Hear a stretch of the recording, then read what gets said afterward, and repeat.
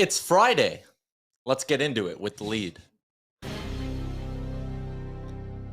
I am so out of juice creatively when it comes to what to say to start these shows. Oh my God, is that why you asked me to come on? Because you don't know what to say today? Oh, if you don't know what to say, I definitely don't know what to say. No. If that was the case, we would have had you on yesterday. Yesterday's show was just nonsense. Yeah, that was a bit of a drag. We got into a lot. We're grinding. Nothing. There was Oilers news yesterday. There was a trade and a signing and a thing. That was like 3 days ago. Oh, I think that was Tuesday, wasn't it? was it Tuesday? Tuesday or Wednesday. I'm still reeling from it. Yeah. Well, yeah, I know. You haven't stopped talking about the Jaden Grube era. Giddy up. Welcome into Somewhat Oilers. my namesake. Sure.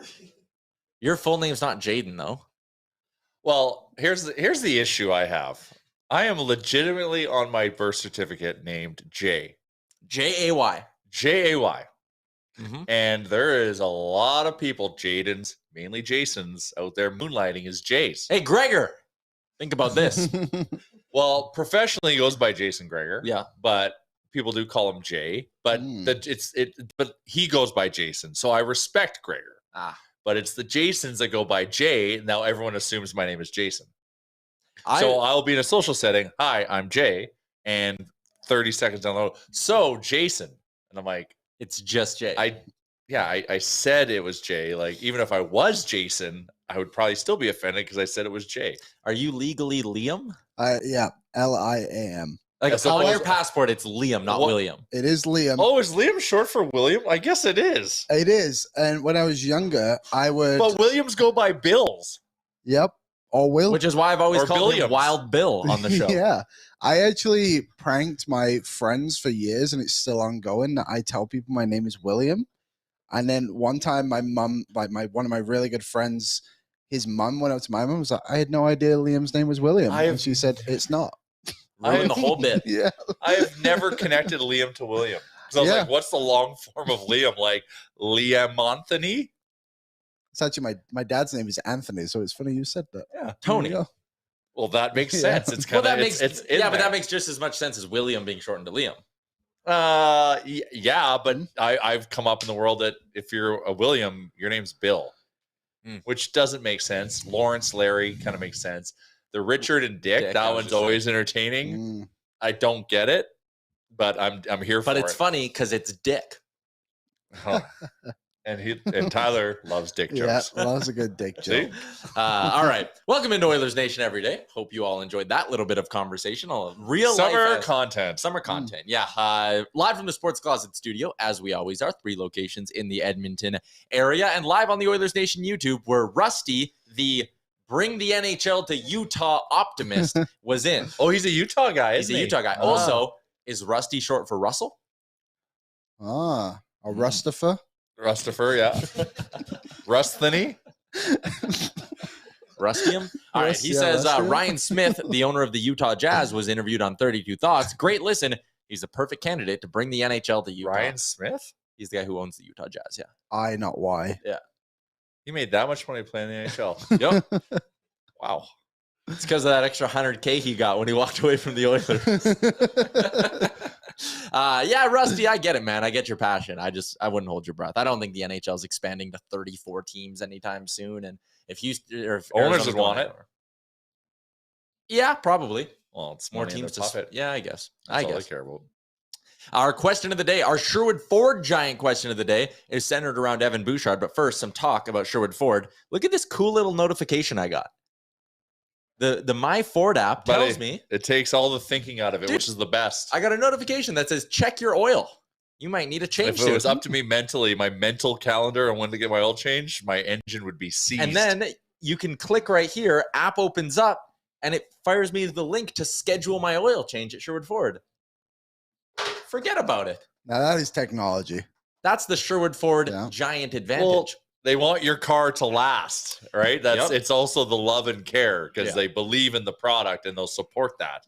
But like, leave it to our devices. And like I said, shout out to Sherwood Ford the Giant. Our giant question today: predict Evan Bouchard's next contract with the information we got from the Athletic's Daniel Nugent-Bowman. He sent out a report in his latest over at the site that Evan Bouchard unlikely to accept anything more than a 2-year deal. That's interesting. I think a lot of us would have probably been okay if the Oilers explored the idea of going 5, 6, 7, 8 years with Evan Bouchard. I personally, when you consider his age and how quickly he's burning through his service time, to use a baseball term, 23 years old, I actually thought like a 5x5 deal made a lot of sense in this situation. If you're Bouchard, you get $25 million in your pocket. You're going to be a UFA at age 28 after playing with Connor McDavid for the next 5 years. You could be one of the premium offensive defensemen on the market, UFA at 28. But that tells you he thinks he's worth 7. Yeah, I maybe that's a good counterpoint. So, and I'm telling you, Oilers fans, if we are paying Bouchard $7 million, we're not going to like him. Christopher Palmer says it's a Fred VanVleet bet on yourself type of contract. And Alex says it's a bridge deal for sure. A lot of people, Tyler Mulick was throwing out the idea of getting him to a cleft bomb. You're not, I think is what this tells you. You're not getting a 7 or 8x5. You're clearly not even getting a 5x5. I would be tempted You're getting a 2x5. I think if he's going 2, you're not getting that much. He has no arb rights for this next season. So this next season's AAV can be his qualifying offer. You know, like he has no leg to stand on outside of signing an offer. But next year, yeah. But next year it'll go up. So what's the AAV on a 2-year deal for Evan Bouchard look like, Liam? I probably would say around 4.5 is what I think it would be for 2 years, right? You said? Yes. Yeah, 4.5 is my estimate. I think that's high. I don't think he's getting that. So? Do you think it goes? So would that be the peak for you? That would be the most you would go? Yeah, like to me, again, year 1 with the qualifying offer, no arb rights, he's a $1.5 to $2 million player. Mm-hmm. Year 2, sure, you can make the case he's a $4.5 million player. I think we're looking at a 2-year deal for like $3.25 million. And it's like 1.5, 5 or whatever. Like yeah, kind of stats those QOs up. Nurse got 3.2 in his first bridge for 2 years. I think that's probably what you're looking at. Yeah, no? well, that was I think Nurse had years ago. I know, but I think Nurse had arb rights on his first bridge. No, it was after his entry level. Your first year after entry. But he had that extra. I thought if you the slide rule can mess with that. Maybe well, they both slid. Yeah, you're right. Okay, I'm definitely mistaken. 3.25 is my prediction. Very rarely do I get one up on Yaremchuk, so I will celebrate the that day. was signed. That first bridge was signed in 2018. So I mean, the cap. How much has it gone up since 2018? Those 2 summers, and then it was flat. Yeah, so it's probably closer to 4.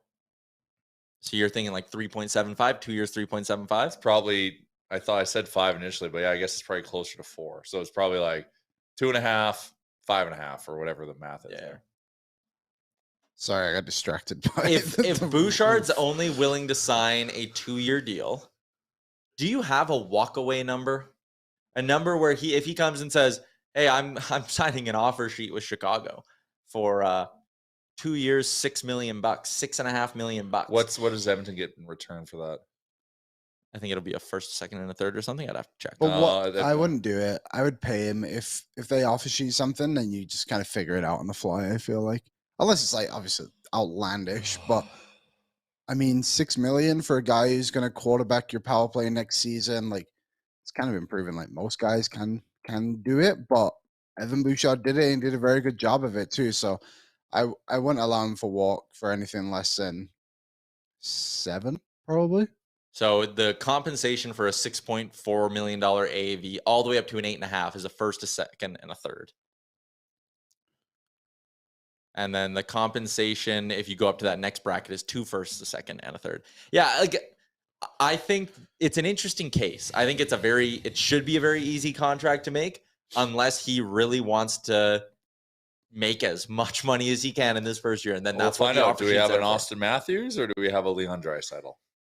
Yeah, I think that's so. We'll find out who. Guitar Maniac says you don't walk away from a point per game defenseman. I'm 100% in with you. And his prediction is 2 years, 3.4. Maybe that's a nice middle ground. Maybe I'm being a little bit too low on my prediction. I'm happy with that. And I can be critical of Bush. Mm-hmm. I didn't think I was that high, but now the more I think about it, I thought the number was around 4.5 that was speculated for him. To me, if I'm going to the 4s, I want a third year from the guy. Yeah, that's true. And I just, again, from Bouchard's perspective, like if I was a player, I would want to hit unrestricted free agency as soon as possible. I would say I don't care what I make as an RFA. If it's going to be decent money, in Bouchard's case, it still would be on a 5-year deal. I want to hit UFA status as soon as I can so I can get one contract and maybe another one as a UFA. If I was a high-end player like Bouchard.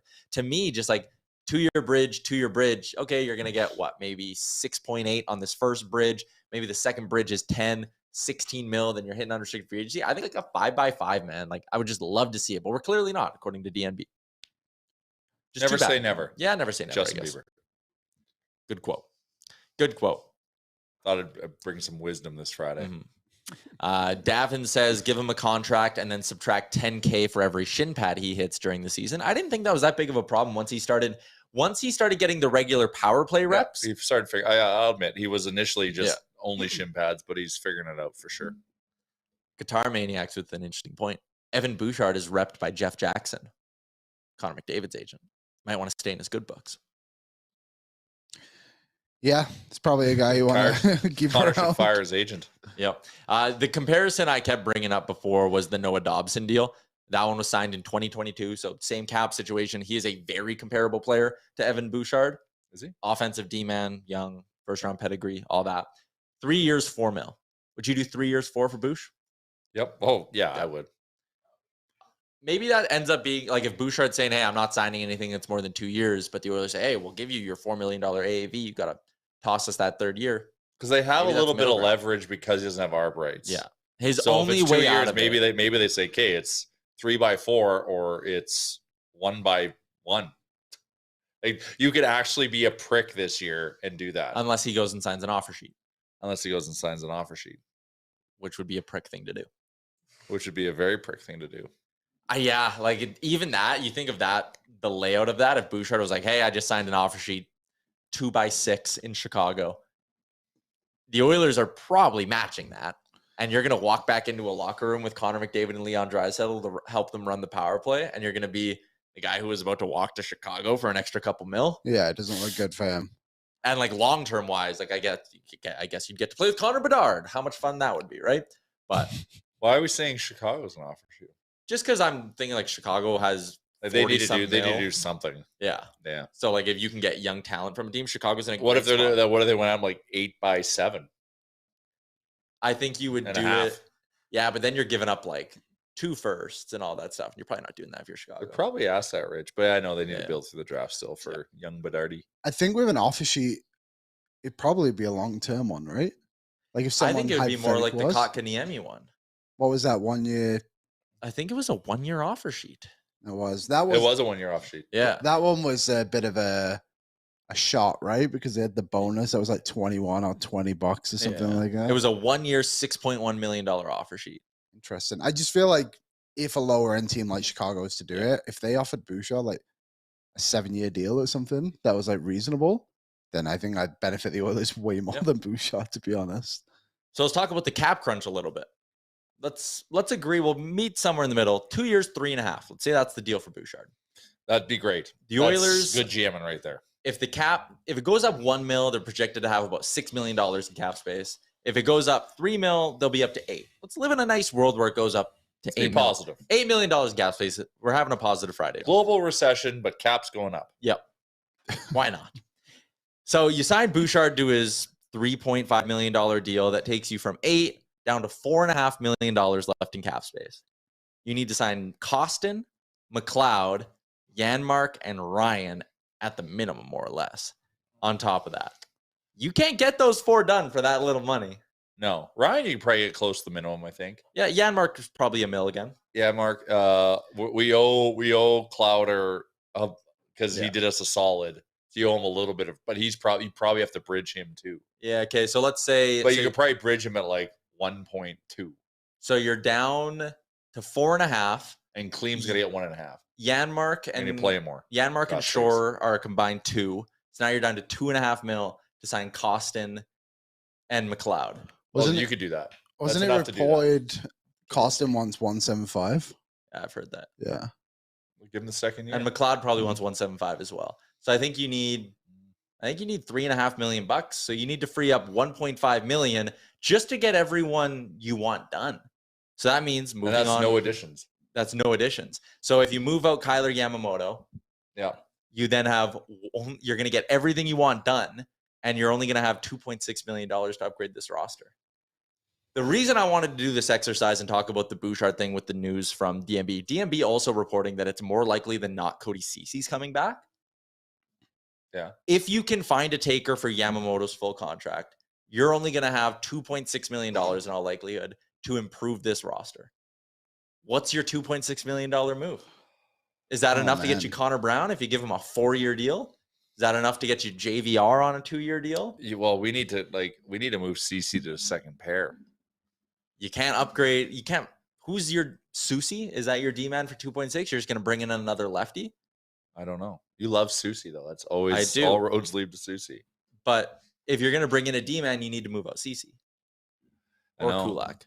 But we're not doing that. What else can we do? What other moves can we do? Creative GMs figure it out.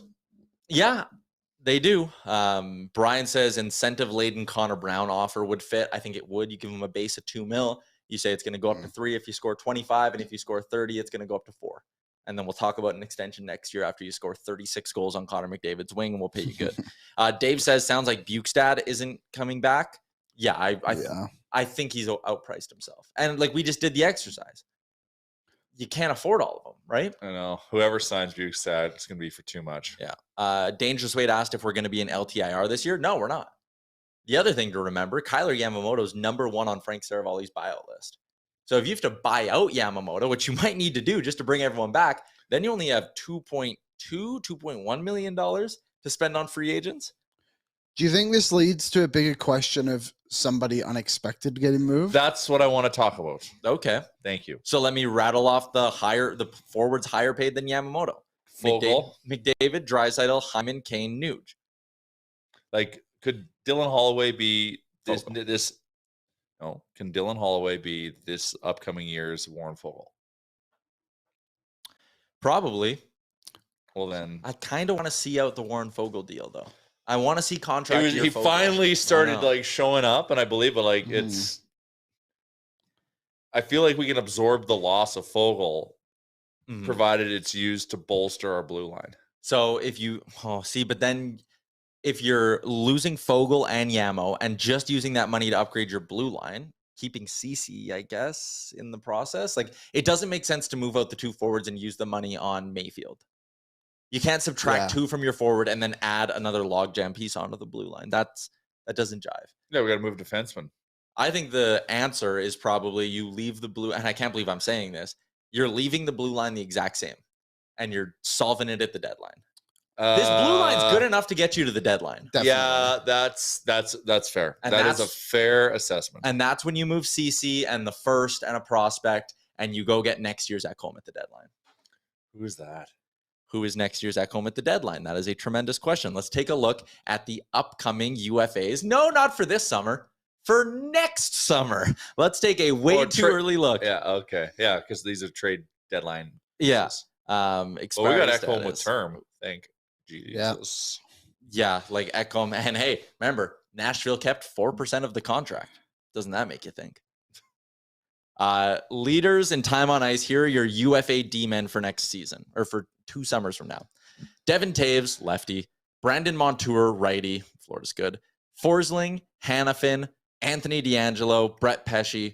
He won't go anywhere. Brady Shea, TJ Brody in Toronto. Might be a buyout candidate this year. Yeah, so what's his issue? How old is he? 34. Shoots left, but plays the right side. Slow down. Okay. Tyler Myers? No.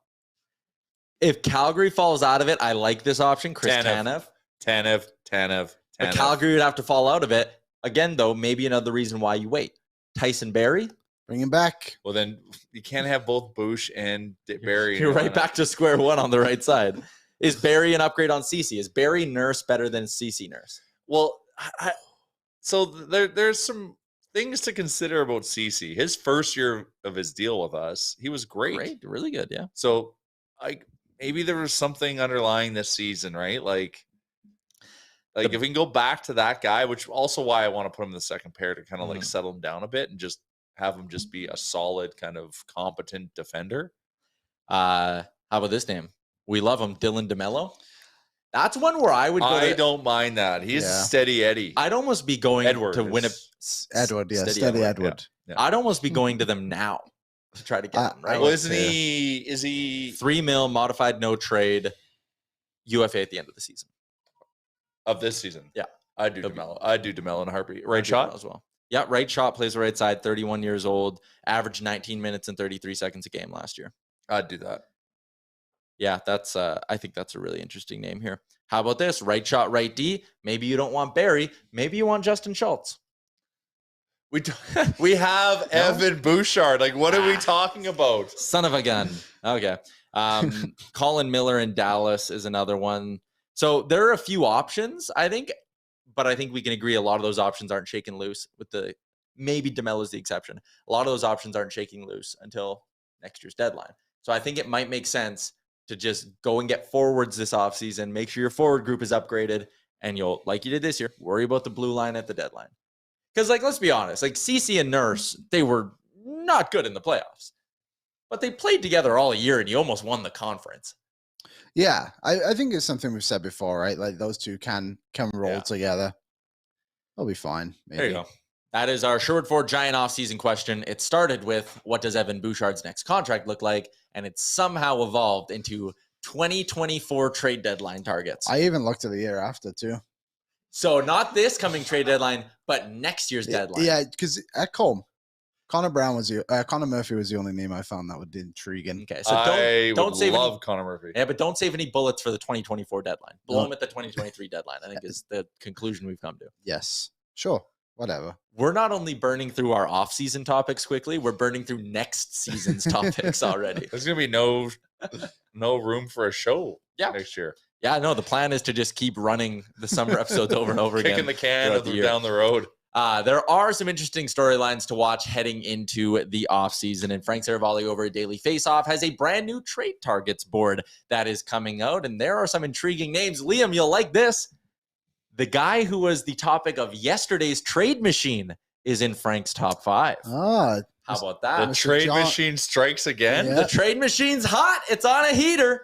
Let's get into things with Frank Seravalli for Star Mechanical, Edmonton's #1 plumbing and heating company. Frank, Eric Carlson, #1 on your list. #2 is a new guy, though. It's Connor Hellebuyck. What are the chances the Jets are actually going to move this guy this summer?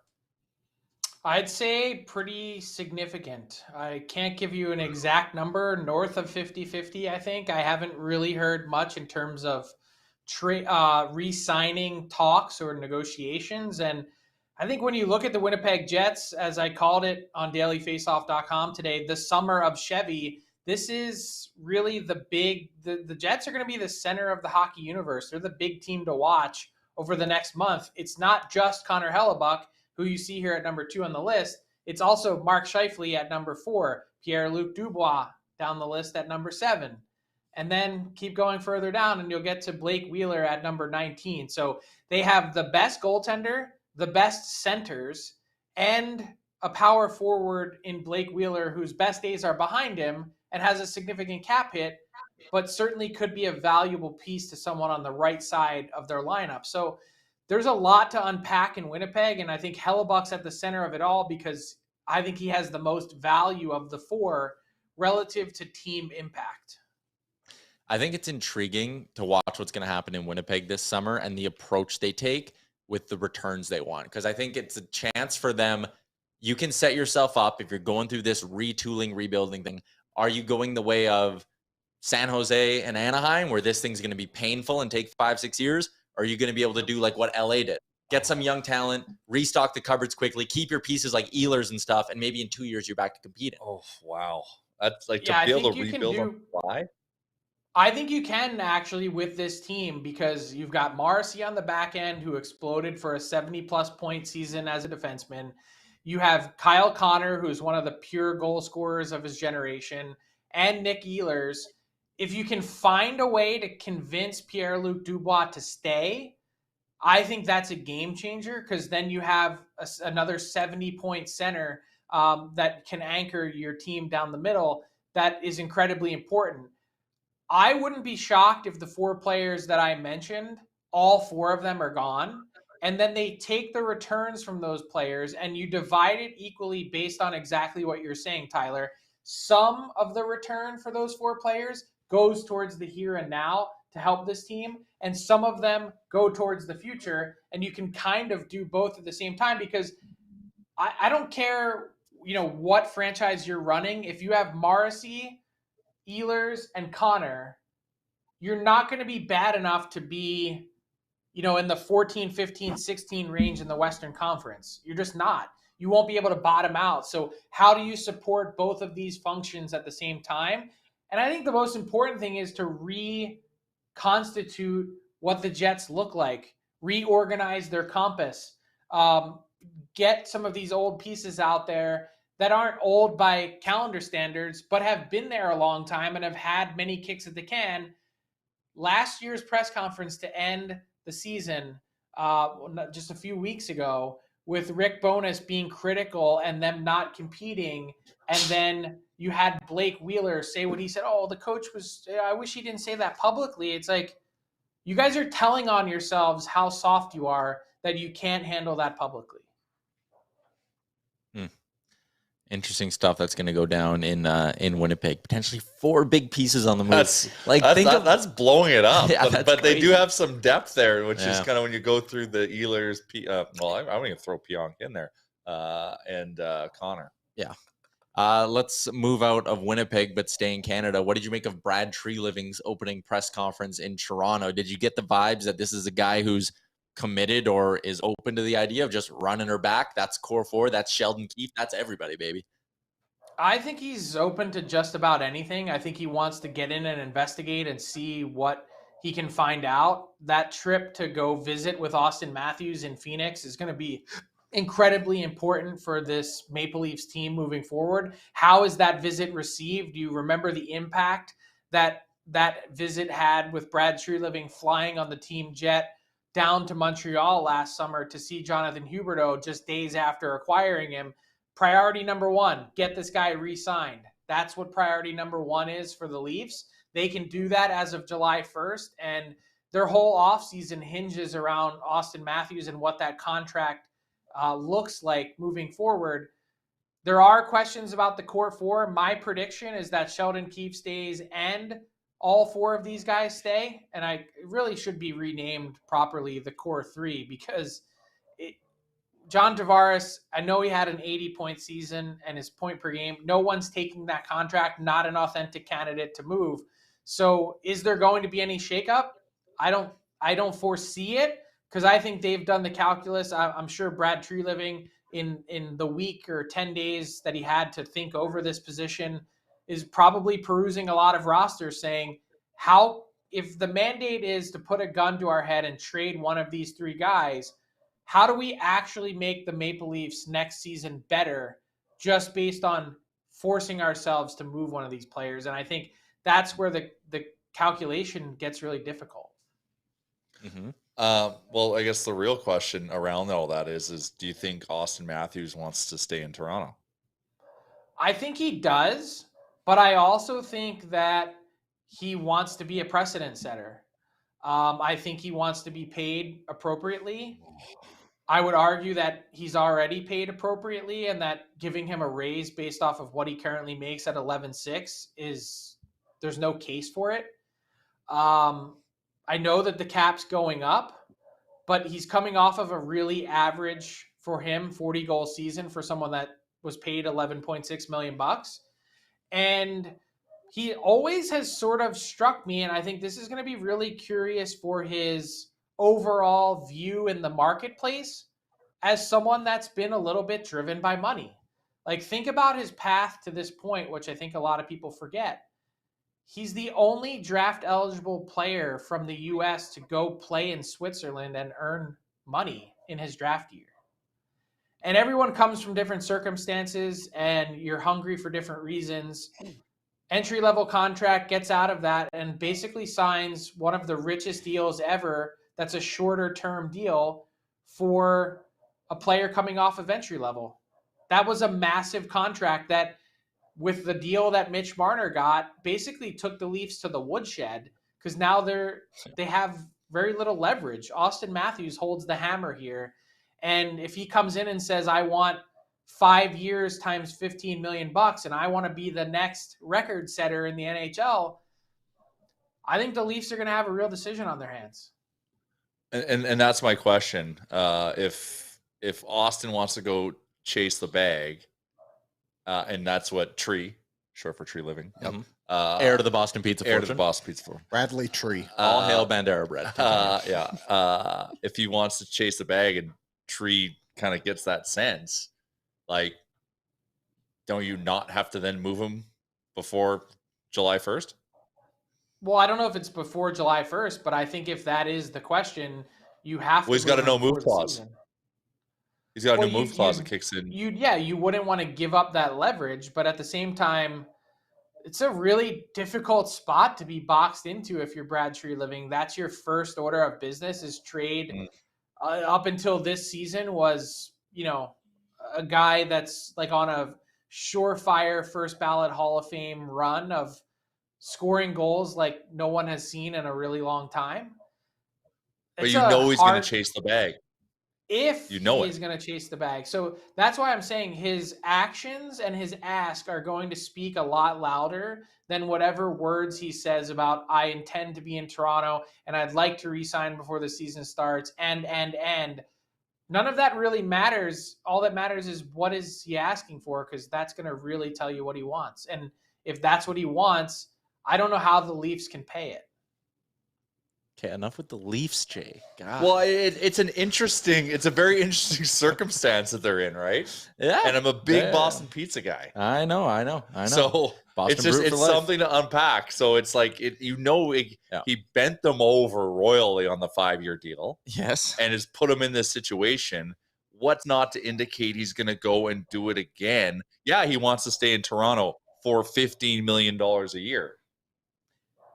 Right? Like that's like there's no I don't get the sense that there's no hometown discount within Austin Matthews next contract. I think he wants to be like the highest paid player in NHL history. It's kind of what he's chasing. Nathan McKinnon signed for $100K more than Connor McDavid makes, right? Yeah, but it's Nathan McKinnon. That's not Austin Matthews. They're not the same player. Yeah, and it was different. Yeah. It's different because. And look at the contract. I know he's a winger, but David Pastrnak on a long-term deal just signed for $400,000 per year less than what Austin Matthews is currently being paid. Compare their stats. Austin Matthews has only scored 19 more goals than David Pastrnak over the last number of years, and he didn't have that second contract. Nathan McKinnon, while the Avs were winning a Stanley Cup, was at $6.3 million. They didn't get the bag in the second deal. So to think that you're going to hammer it on the second one and then blow the team's brains out on the third one, I personally don't see it. And at least if that was what was presented to me, I would say it was unbelievable having you here. You are quite a talent, but I'm not going to subterfuge our chance to win and sink that based on your want for money. Well, now let's play a fun game. Sorry, Tyler. I know this is Oilers Nation every day, but this is summer content. I think this is very interesting. Okay. So Tree Living now gets the sense that Austin's number is 15. So he's now making the decision to move him before July 1st, or it doesn't matter the day, decides to move him. Who do you think is a team? Like what's a circumstance, and what does a trade for Austin Matthews look like? I have no idea. You're asking me questions. I think it's massive. That's why it's so fascinating. Like, what is a trade? It's bigger than the Jack Eichel trade. Yes. Oh, so what is it like, and what type of team would do it? Well, more to the point, where does Austin Matthews, who will have some level of control, as you're pointing out, not just through the no move, but just by his ability to signal that he doesn't, even if he gets traded somewhere that he doesn't want to be, all he has to do is signal to them in the process of the trade going down, I won't re-sign with you. Yeah.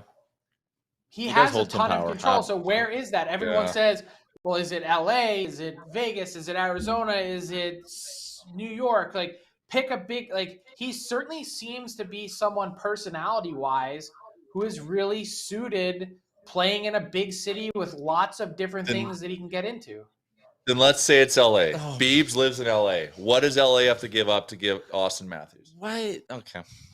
This is interesting. I see. So someone asked me about this the other day, and I just said, like, I can't even really begin to formulate a trade because I don't know how you can find one that makes any sense for the Leafs. And this brings us back to the entire core four conversation, which is you can map out the trade, but there's a real fine line between what helps the Maple Leafs right now and then also that same team that's making the trade asking themselves, are we damaging our team beyond repair just to make something like this happen? Yeah. See, it's fascinating. Can't wait. I'm so excited. Sorry, I know you're not DFO Tyler right now, and I'm trying to have a league-wide conversation with NHL insider Frank Seravalli. About the Leafs. The chat is lighting you up, bro. Oh, I have an Oilers question. There we go, Liam. If you're ready, Frank. So we were just talking about the cap, and obviously the Oilers have to sign Bouchard. Do you think there's something that could happen this summer that Oilers fans just aren't expecting in the terms of like somebody leaving this team outside of like Yamo or CC or Foegele? Not really. That's kind of the thing is the Oilers seem pretty locked in. Is there something else that kind of comes along their plate that they can't say no to? I mean, I think you always have to allow for that type of possibility. Like, I don't see a big change or any change really coming in net given where the Oilers are locked in contractually. CC is kind of like the wild card, and I don't have him on my board yet because I don't have any confirmation that he's actually authentically in play. So that's kind of the thing is who else would be from this group that you say, oh, that guy, he really makes sense to move. Doesn't seem like, obviously Hyman's not going anywhere. Kane's not going anywhere. You know, you might think, and I did see some speculation about this, which was misplaced the other day. What about RNH coming off of a 104-point season? His value is never going to be higher. If you're the Oilers, you're saying, I don't care if you get 104 points. Give me 80. 80 at 5.125 is an absolute bargain. So, like, those are the types of things that I think they're sitting here looking at going, well, who would we really possibly be moving from this group that makes any sense? Mm-hmm. Frank, I know you're a big fan of the AMA Travel Trade Machine, so I want you to help us with a problem we had with the machine yesterday, which was trying to figure out the value of John Gibson in Anaheim. He's on your trade targets board in the top 10. I look at his numbers and I go, he's below average almost, but I know that team has been junk for however long. I know Mike McKenna's not a big fan of his game. He's got a hefty contract on him. What are the Ducks looking at getting back if Gibson does indeed get moved? That's a $6.4 million question. I mean, it's really his cap. It's not just the cap hit. It's also the term at 4 more years that's really problematic. And he's also coming off of statistically the worst season of his career. Funny enough, at $8.99, that was exactly the league average save percentage this past season. So it was his worst year. His career average is .912. That you would think that on a better team, one that actually has more than 2 bona fide NHL defensemen, as the Anaheim Ducks were dressing this season, he'd be way better. But we were talking about this on Daily Faceoff Live today. Mike McKenna was saying he doesn't love the technical aspect of John Gibson's game, yet everyone sort of universally in front offices are like, oh yeah, that John Gibson, he's really good. He'd be great if you could get him outside of Anaheim. My question is, if you look at some of the teams that are ready to compete, I doubt it's LA because they're right up the road from Anaheim, but if it's New Jersey or Pittsburgh where he's from, or if it's Carolina who has 2 unrestricted free agent goalies, like, pick a team that's in sort of contender mode. Toronto is going to need a goalie. A lot of teams could use John Gibson. Are they willing to pay the price? Like, Anaheim was looking for multiple futures when we were talking about John Gibson a year ago, and people were like, 5 years left at 6'4", and you want this, and this? Like, dream on. Will they change their ask? And my bigger question is, are the Ducks willing to shave down Gibson's number to somewhere around $5 million a year, which I think at 4 years would be pretty palatable for a guy that's still sub 30 in terms of age? Mm-hmm. All right. Well, then we're going to wrap this up by playing a little trade machine. And the deal is centered around the guy who's debuting at number 2 on your list, Connor Hellebuck. And the caveat here, it's a fully extended Connor Hellebuck. Oh, AB's grabbing it. A fully extended Connor Hellebuck. Plug your ears, Oilers fans, to the LA Kings, Frank. Ooh. And the return of first in 2024, Alex Turcotte and Peterson to make the money work. I can't decide on this one. Yeah, like I'm honestly really torn on who would say no. Like it seems like Turcotte is. So you don't think it's enough, eh? Well, that Peterson ask is really big. Like I don't think you're properly accounting in here for how bad that Peterson contract is, because right now the Kings are forced, if they're burying him in the minors again, to have a $3.9 million cap charge for each of the next 2 years. If they buy him out, it's just as bad. So that's not an option. And like Turcotte's good, but I don't think he's looked at sort of as the top Kings prospect, so to speak. So you'd probably have to beef that up a bit. Like you'd almost have to parse it into 2 separate deals and smash it into one. You know, think about how the Kings did their deal for Gavrikov. It was like the first round pick for Gavrikov and then the 3rd round pick for Korpisalo. So in this case, you'd say, okay, what's it going to cost for Peterson alone just to get him off of our books? It can't just be a throw-in. Then what's it going to cost just for Hellebuck? And how do we then marry those 2 things and create a total package? Goalie values are just always so weird, right? And like this one's different though, because he's just a bona fide stud. Like it's not. He doesn't have Gibson in his numbers. Like last year was a down year for Hellebuck, and he was at 910. Do you know how many teams would kill for a 910? And he's a workhorse. He's rarely, if ever, injured, and he's been a Vezina finalist 3 out of the last 6 years. This one, I think, is a trade of significant value. Tyler Mulick in the chat wanted to know your thoughts on if the Edmonton Riverhawks can make the playoffs this season, but we'll save that. I know you have takes on it. But Aaron, I just want to know, is Tyler Yaremchuk going to be the Edmonton Riverhawks official scorer? I do. We talked about that last week. I was going to say, if Frank comes up to Edmonton this summer, Aaron, could we arrange Frank Seravalli first pitch at a Riverhawks game? I could do that 100%. Yeah, you're the Frank, man with come. the I would be down. We're doing a home run derby at a game, Frank, August 3rd. Yeah, me versus Jay. You guys, you know how to get me there. Yeah. All right. Thanks for hopping on today, Frank. See you guys. There you go. Frank Seravalli for Star Mechanical. Find out more about Edmonton's #1 plumbing and heating company by visiting them at starmechanical.ca. Okay. So I get holy shit. If you talk about Matthews, bro, I get chewed out for wanting to talk about the Matthews situation, and then you praise Liam for asking an Oilers question. Yeah, then you come over the top asking about John Gibson. Yeah. There was talked almost as long as I did about Matthews. Almost. What?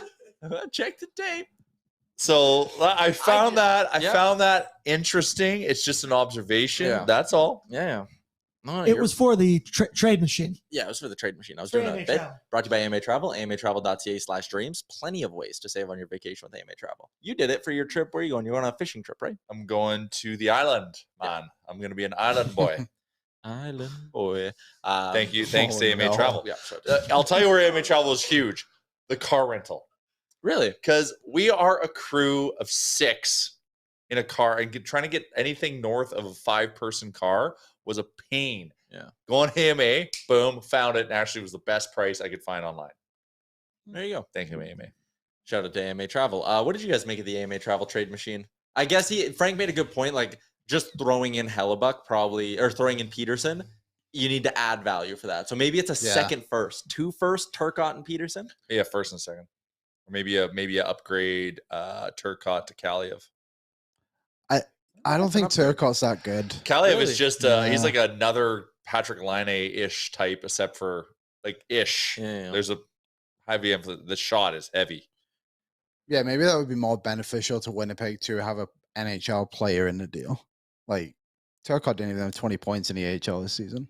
Yeah, no, that's a good point. Get someone who's a bit more NHL ready. Maybe it's like a Gabe Velarde or something like that. He's 23. Maybe something like that. But you probably want someone younger than 23 as well, right? Like, the reason I use Turcotte is like if you're trying to just retool and be good again in 2 years if you're Winnipeg, get guys who are 19, 20, 21, have a year of pro under their belt, and who you can be like, okay, we're getting ready to toss this guy into the lineup right away. You know, I think that's got to be their approach. But the armchair GM in me I'm like fascinated at like what kind of future assets could they get if they get rid of all four of those guys. Like Scheifele and Wheeler, if you keep they really should just rebuild. But keep Ehlers, Connor, and Morrissey. Well, they got to, and then, but like, yeah, like they all have value. They'll probably have to retain on Wheeler, but Wheeler has value. Wheeler at 50% retained gets you a first round pick. Easily. Yeah, exactly. Scheifele gets you a first straight up easily.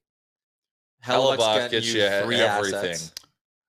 I think a decent comparable to it would be St. Louis. No, from this past season. Yeah. In a way, they got rid of Tarasenko. They got rid of O'Reilly. Got 3 picks in the first round. Yeah, they're focusing on a new core. Yeah, so now they've got Kyrou, Robert Thomas. The other thing too is like I think 20. You need ownership to like if you're Shovel Day Off to really buy in with you. You need to be able to go to them. Shovel Day Off's got to like put his big boy pants on and actually be bold for once. I know. But what I'm saying is like, okay. Shovel Day Off. Hey.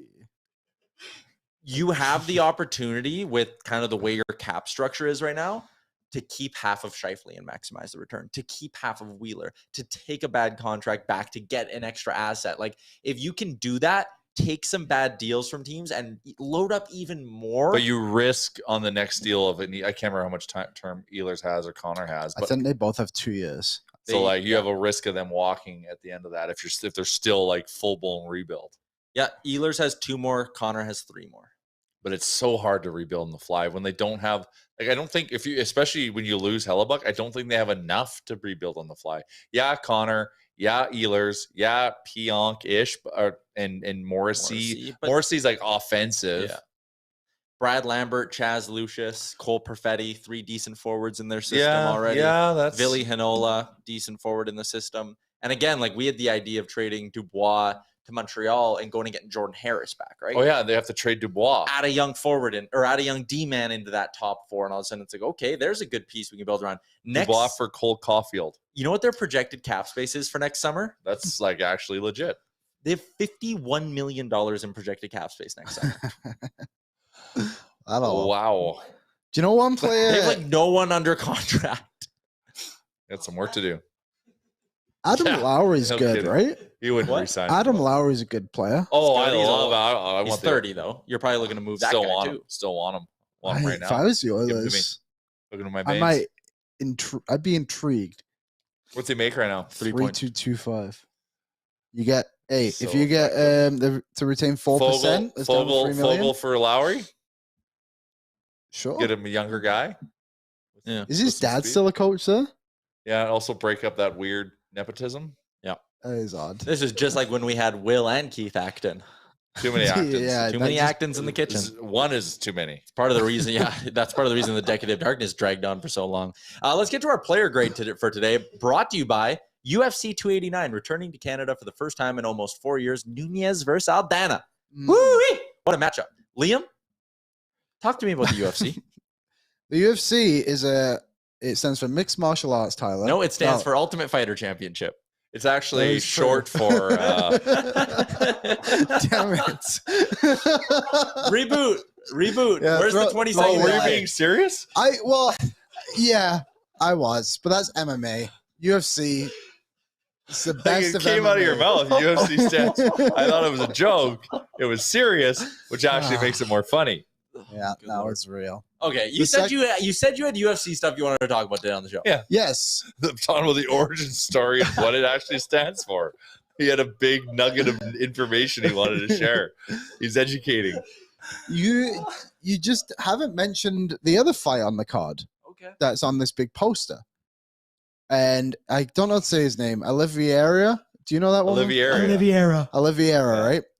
Charles. He is, Aaron, you might know this a little more than I do, but not apparently, I'm really butchering his whole Wow. It's not going He has just been a guy that has had to like overcome so much. Like he just lost, and now he's just on this run, and he is. I might have to fact check that fighter. based on the run yard. I He's know, probably this undefeated in his last 20. He has Okay. recently been pretty good.